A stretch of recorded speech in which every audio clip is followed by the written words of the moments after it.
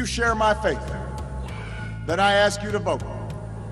If you want a president who shares our faith in America, who's lived that faith in America, who will finally shatter a glass ceiling and be a president for each and every one of us, then I'm asking you to work as hard as you can this one last day to elect, my fellow Americans, this fighter, this stateswoman, this mother, this grandmother, this patriot, our next president of the United States of America, Hillary Clinton.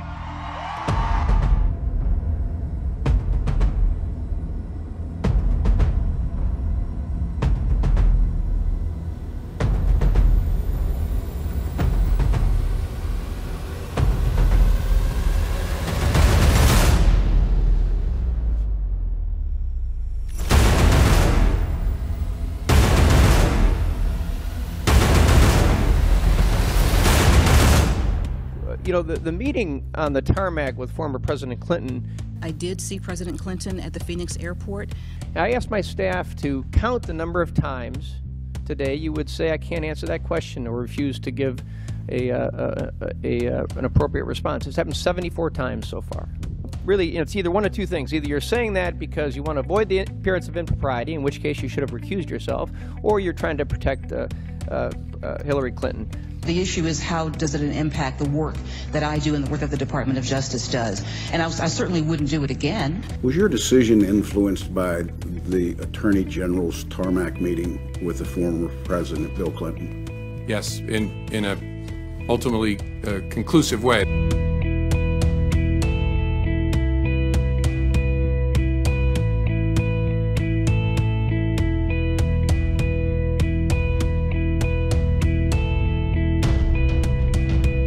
Essentially, the Deputy Attorney General said is that former Director Comey violated Department of Justice directives when he held a press conference on July the 5th, 2016.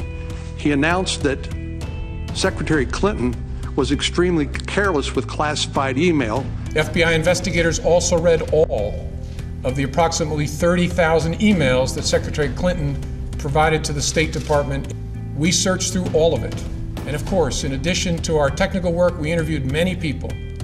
Although there is evidence of potential violations of the statutes regarding the handling of classified information, our judgment is that no reasonable prosecutor would bring such a case. But yet went on to say that no reasonable prosecutor would prosecute her. That is not the role of the FBI director, is it?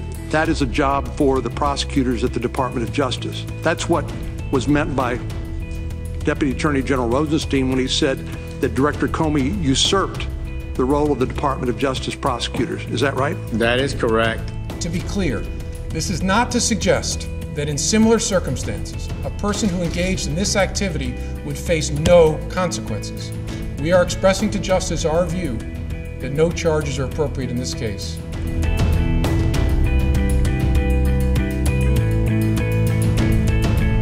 We put in the request about and it says on the letter, the meeting between Attorney General Loretta Lynch and former President Bill Clinton. And the FBI came back with an initial letter saying there are no documents that we have pursuant to your request. Those documents don't exist.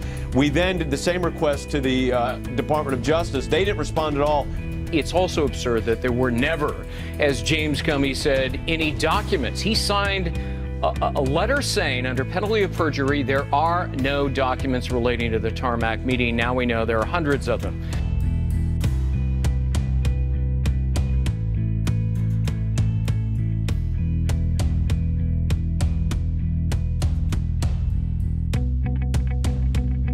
This is a scandal. I think the FBI was hiding these documents and we only just caught them because of this other lawsuit.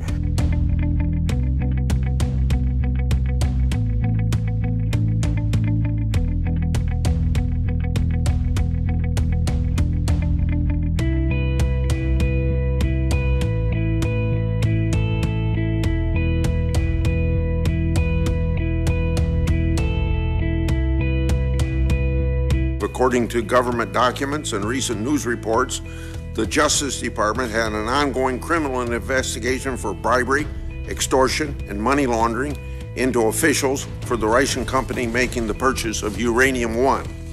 That purchase was approved during the previous administration and resulted in the Russians owning 20% of America's uranium mining capacity.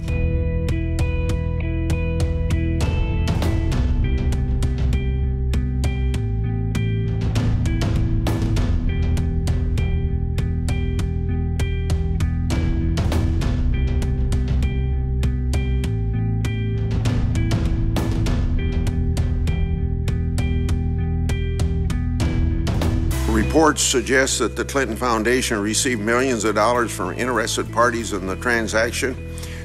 Bill Clinton received $500,000 for a speech in Moscow, June 2010, from the Russian government-aligned bank.